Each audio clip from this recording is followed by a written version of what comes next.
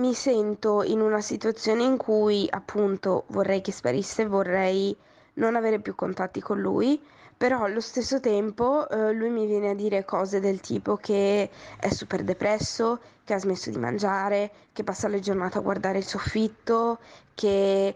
pensa solo ad ammazzarsi, che vorrebbe morire, che vorrebbe uccidersi, che non trova più un senso per andare avanti, che adesso è iniziata l'uni, a lui non frega di iniziare nessun corso, che passerà le sue giornate a casa, forse a studiare,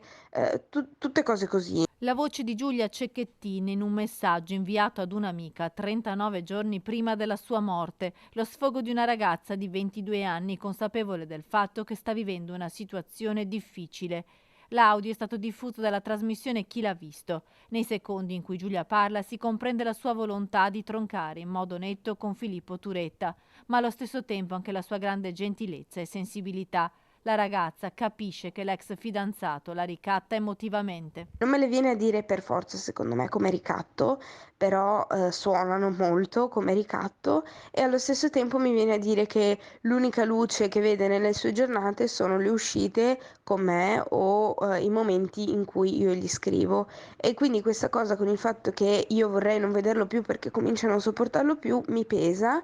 e non so come sparire, nel senso vorrei fortemente sparire dalla sua vita, ma non so come farlo perché mi sento in colpa, perché ho troppa paura che possa farsi male in qualche modo, nel senso non credo che lo farebbe perché mi sembra che mi dica queste cose più per costringermi a stargli sempre appiccicato piuttosto che a ehm, tipo dirmi che effettivamente potrebbe farle. Però il rischio c'è nella mia testa soprattutto e il fatto che potrebbe essere colpa mia mi uccide come cosa e non so come comportarmi.